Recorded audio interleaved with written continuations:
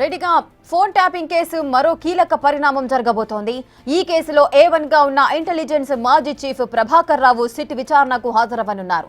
ఈ వారంలోనే సిట్ ముందుకు రానున్నారు ప్రభాకర్ రావు. విచారణలో ప్రభాకర్ రావు నిజాలు చెప్తాడా? ట్యాపింగ్ వెనుకున్న పెద్దల పేర్లు బయటకొస్తాయా? ప్రభాకర్ రావు ఇచ్చే సమాచారంపై ఉత్కంఠ నెలకొందనే చెప్పాలి.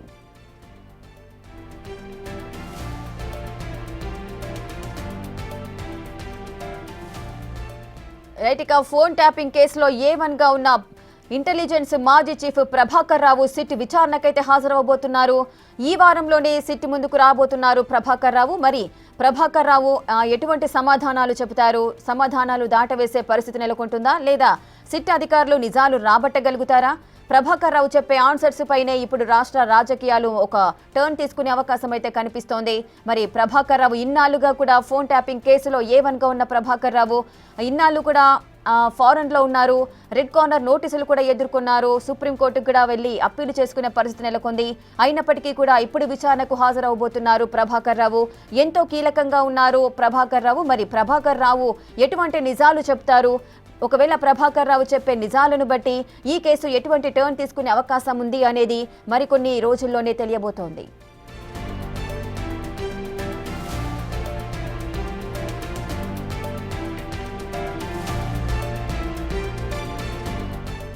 ఇక ఫోన్ ట్యాపింగ్ కేసు అయితే మరో కీలక పరిణామం చోటు చేసుకోబోతోంది. ఈ కేసులో A1 గా ఉన్నారు ఇంటెలిజెన్స్ మాజీ చీఫ్ ప్రభాకర్ రావు. ఆయన సిట్ విచారణకు హాజరవనున్నారు. ఈ వారంలోనే సిట్ ముందుకు రాబోతున్నారు ప్రభాకర్ రావు. అయితే ఈ విచారణలో ప్రభాకర్ రావు నిజాలు చెప్తాడా? ట్యాపింగ్ వెనుకున్న పెద్దల పేర్లు బయటకొస్తాయా? ప్రభాకర్ రావు ఇచ్చే సమాచారంపై ఉత్కంఠ నెలకొందనే చెప్పొచ్చు.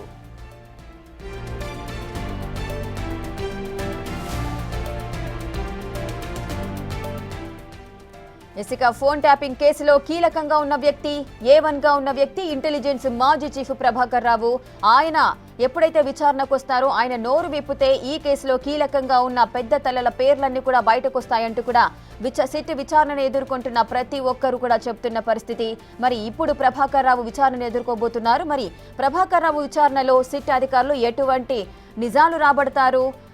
నెక్స్ట్ రాజకీయ పరిస్థితులు ఏ విధంగా ఉండబోతున్నాయి? ఈ విషయాలన్నిటి గురించి కూడా పూర్తి డీటెయిల్స్ మా ఇన్పుట్ ఎడిటర్ పవన్ కుమార్ అందిస్తారు. పవన్, ఈ ఫోన్ ట్యాపింగ్ కేసులో A1 గా ఉన్నారు ఇంటెలిజెన్స్ మాజీ చీఫ్ ప్రభాకర్ రావు. గత కొద్ది రోజులుగా కూడా విచారణకు తప్పించుకుంటూ కూడా కోర్టుకెళ్లి అప్పీలు చేసిన పరిస్థితి ఉంది. కానీ ఎట్టకేలకు ఇప్పుడు విచారణకు రాబోతున్నారు. మరి ప్రభాకర్ రావు నుంచి సిట్ అధికారులు ఎటువంటి నిజాలను బయటికి తీయబోతున్నారు? విచారణ ఏ కోణంలో జరిగే అవకాశాలున్నాయి?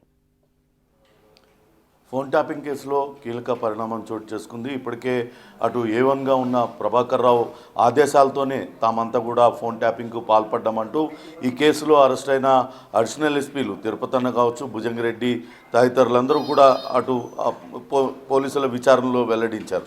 అయితే ప్రభాకర్ రావును ఎప్పటికప్పుడు విచారించాలని పోలీసులు భావించినప్పటికీ అటు ప్రభాకర్ రావు విదేశాల్లోనే ఉంటూ ఇక్కడ న్యాయస్థానాల్ని ముందస్తు బెయిల్ కోసం ఆశ్రయించారు. తనను రాజకీయ ప్రేరేపిత కుట్రలో భాగంగా తనపైన కక్షపూరితంగా కేసు నమోదు చేశారు, తనకేమాత్రం సంబంధం లేదంటూ ఆయన చెప్పే ప్రయత్నం చేశారు. కానీ ఇటు రాష్ట్ర ప్రభుత్వం ఆయనకు వ్యతిరేకంగా సేకరించిన ఆధారాలన్నింటినీ కూడా కోర్టు ముందుకు పెట్టింది. ఆయన కావాలనే విచారణను తప్పించుకోవడానికే ఆయన అనారోగ్యాన్ని సాకుగా చూపుతూ ఉన్నారు. కేసు నమోదైన తర్వాత రోజు ఆయన ఇక్కడి నుంచి కేసు నమోదైన విషయం తెలుసుకొనే అమెరికాకి పారిపోయారు. తర్వాత ఆయన ఈ కేసులో అరెస్ట్ అయిన మిగతా నిందితులు ఇచ్చిన వాంగ్మూలాలన్నింటినీ కూడా కోర్టు దృష్టికి తీసుకొచ్చారు. ఆయనను పారిపోయిన నేరస్తుడిగా ఫిగిటివ్గా అటు ప్రకటించాలంటూ కోరిన నేపథ్యంలో అటు ప్రభాకర్ రావు తరపు న్యాయవాదులు కూడా కోర్టును ఆశ్రయించారు.